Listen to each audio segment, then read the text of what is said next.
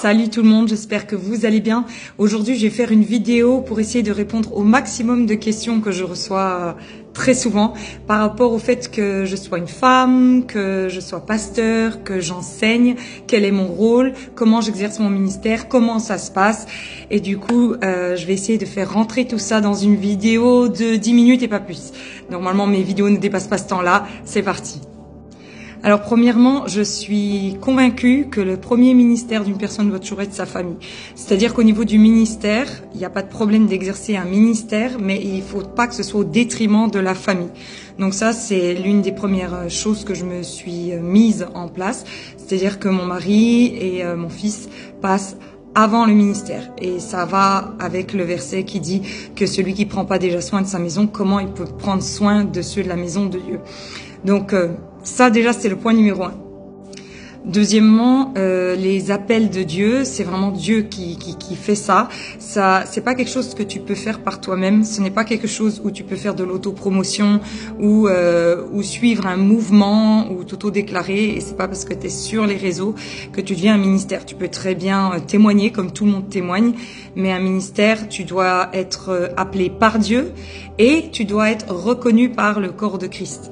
Donc moi, en tant que personne, c'est comme ça que ça s'est passé. Depuis très jeune, j'ai eu un appel de Dieu sur ma vie.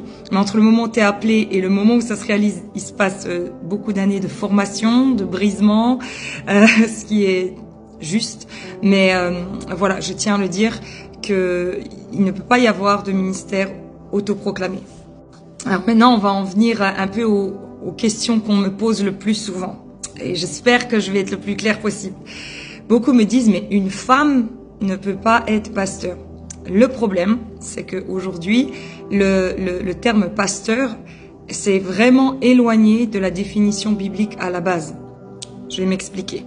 C'est-à-dire qu'il y a 5 ministères dans la Bible. Les prophètes, les apôtres, les évangélistes, les pasteurs et tout ça. Mais dans la Bible, il y a un autre terme, plusieurs mots en grec d'ailleurs pour ça, mais il y a un autre terme qui est les anciens, on appelle ça les anciens, et eux, ils sont à la direction de l'église locale. C'est eux qui dirigent l'église locale.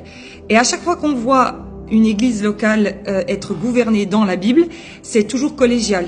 Et c'est plusieurs anciens. Donc ces mots en grec sont épiscopos, presbyteros ou preistamenos. Franchement, ils sont interchangeables. C'est comme si tu disais une maison, un foyer, un domicile. Bon, c'est les mêmes termes. Et c'est des termes pour dire des anciens qui dirigent l'église. Donc c'est là où je vais en venir à mon point. Dans mon église, nous sommes 5 pasteurs, d'accord? Il y a 4 hommes et moi. Mais il y a 2 anciens dans ces 5 pasteurs. Essayez de me suivre. C'est-à-dire qu'il y a 2 personnes qui sont à la direction de l'église locale. Et les autres, nous exerçons un ministère pastoral avec certaines fibres en plus. Il y en a un, par exemple, il a aussi le ministère d'évangéliste. Et moi aussi, je vais en avoir d'autres, comme celui d'enseignant, par exemple. Donc, dans mon cas, je ne dirige pas l'église locale. Et quelque part, en tant que femme, franchement, ça me va très bien. Alors, il y en a qui ont du mal à comprendre ça et tout ça. Ils disent, mais attends, on te voit partout sur les réseaux, c'est toi qu'on voit. Oui, parce que, en fait, ma mission, elle est mon appel, mon ministère, c'est sur le champ missionnaire des réseaux sociaux. Et ça peut tromper les gens du coup parce qu'ils peuvent se dire ah ben si on voit sa tête, c'est que c'est elle qui dirige l'église de la CBM. Et pas du tout, en fait, pas du tout. J'exerce pleinement mon ministère, je peux faire ce à quoi Dieu m'appelle, mais je suis parfaitement soumise à la direction de l'église locale. Et ça me va super bien parce que je trouve que ça m'enlève une grande charge, ça m'enlève un poids. Je n'ai qu'à faire ce que Dieu me demande, mais tout ce qui est de la responsabilité, de la direction et des décisions, tout ça revient aux 2 anciens qu'on a dans notre église.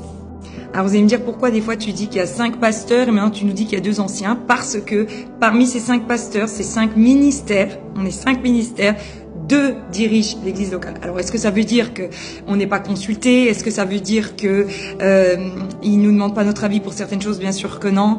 Et c'est ça qui est vraiment chouette, c'est que un peu comme je sais pas moi, si vous prenez un père de famille ou un chef d'entreprise, c'est pas des dictateurs. Avant de partir en vacances, il y a un papa qui peut dire à ses enfants, vous aimeriez aller où? Voilà, ils tiennent compte de notre avis ou quoi. Mais s'il y a une décision à trancher ou une discipline à faire au sein de l'Église, ce sont eux qui vont prendre cette décision finale. Et c'est là où je voudrais m'adresser à mes sœurs, c'est que je sais que c'est compliqué parce que à la fois il y a des femmes qui doivent être complètement muselées dans des églises et il y a des choses très dures qui ont été faites aux femmes et ça a été très compliqué pour elles, donc à cause de passages mal compris dans la Bible et tout. Et en même temps, il y a un espèce de féminisme dans les églises, vous savez, un petit peu en mode ouais, ça y est, nous on peut tout faire et tout. Mais il y a l'équilibre, il y a le juste milieu. Et je veux vraiment encourager mes sœurs. Vous n'êtes pas censées ne pas servir Dieu et vous taire au nom d'une soi-disant soumission qui, au bout du compte, si on regarde, ce n'est plus de la soumission, mais plutôt de l'écrasement. Et en même temps, vous n'êtes pas censés être dans la rébellion, la colère contre les hommes et de prendre, je dirais, la direction. Voilà, ça se fait. L'église locale, elle doit pouvoir lever plein de ministères, que ce soit, bon, on le voit dans la Bible, hein, il y a des femmes prophètes, il y a tout ça, donc plein de ministères, mais elle doit être correctement dirigée. Et alors je sais aussi que ça pourra peut-être un petit peu changer de ce que vous avez l'habitude, mais c'est vrai que dans la Bible, on ne voit pas un pasteur dans une église diriger une église tout seul. Ça, c'est pas bon, ça entraîne des fois des dérives. Voilà, il faut que ce soit une équipe. Ça permet quand même, je trouve, un bon parachute. Ça évite beaucoup de dérives ou de choses où la personne fait quelque chose dans son coin. Ben non, quand on est plusieurs, ça peut pas se faire en fait. Donc vous allez me dire, mais il y en a bien un qui doit trancher à la fin.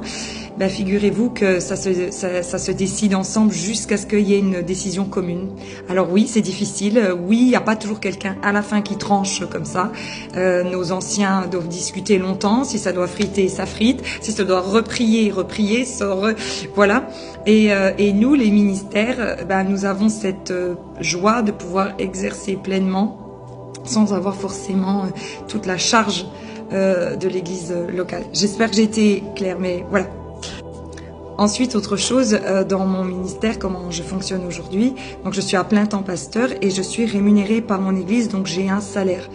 Et donc, vous allez me dire, mais Johanna, tu es aussi itinérante, tu vas à différents endroits et tout. Oui, c'est vrai, et je vais vous expliquer mon fonctionnement. C'est-à-dire que j'ai un salaire fixe de mon église qui me rémunère pour mon travail fait au sein de la CBM et en tant que missionnaire, si on peut dire comme ça, ministère itinérant. Et c'est un salaire fixe. Et du coup, tout ce que je touche à l'extérieur, des offrandes, des dons et tout, est reversé à mon église. Je ne touche rien. Je suis juste remboursée de mes frais. Voilà, des frais de déplacement que j'avance quand je prends ma voiture, quand je dois acheter un billet de train ou quelque chose comme ça. Et ça a été quelque chose que j'ai trouvé super. C'est mes anciens qui me l'ont conseillé. Comme ça me permet d'aller à n'importe quel endroit sans être influencée en me disant eux, ils vont donner une dîme plus importante, une offrande, un machin. Enfin, en fait, je calcule même pas. Souvent, je ne sais même pas ce qui a été versé parce que ça va passer par quelqu'un d'autre. En fait, ça passe par l'église. Je dis de faire au nom de l'église. Si je dois signer un papier, je le fais ou quoi. Mais en tous les cas, voilà, j'ai toujours le même salaire tous les mois et pas plus. Et en même temps, pas moins, ce qui est juste en fait, parce que sinon il y a eu beaucoup de pasteurs des fois qui ont eu vraiment des difficultés à se maintenir à flot parce qu'il y avait des mois où ça rentrait et des mois où ça rentrait pas. Et ça, c'est pas juste non plus pour les gens qui vraiment donnent leur vie en fait. Et un dernier point pour vous expliquer encore comment je fonctionne, c'est que j'ai une équipe d'intercesseurs autour de moi, des gens qui me connaissent, des gens de mon église, pas des gens que de partout et puis qui me connaîtraient pas, mais c'est tous des gens qui me connaissent ou alors des gens qui ont eu à cœur de dire qu'ils avaient prié pour moi, mais en tout cas ceux qui me connaissent et ils ont le droit d'avoir accès à mon portable, toutes les demandes que je reçois, je leur transmets pour qu'ils puissent prier, savoir si ça vient de Dieu ou pas de Dieu, est-ce que je dois aller à un endroit ou quoi. Et au maximum, on prie ensemble et il y a une transparence qu'on essaye vraiment d'avoir entre nous. Et quand je me déplace jamais sans les intercesseurs. Ça évite, à mon sens, toutes sortes de dérives, de raconter des trucs et puis finalement, c'était pas totalement ça ou quoi. Vous voyez, enfin, en fait, j'ai vu beaucoup de choses dans ma jeunesse, de certaines déviances peut-être chez les évangéliques, donc du coup, je suis vigilante. Donc voilà, j'essaie de vous expliquer un petit peu au mieux comment mon ministère fonctionne et j'espère que ça a pu vous bénir. Ciao, ciao.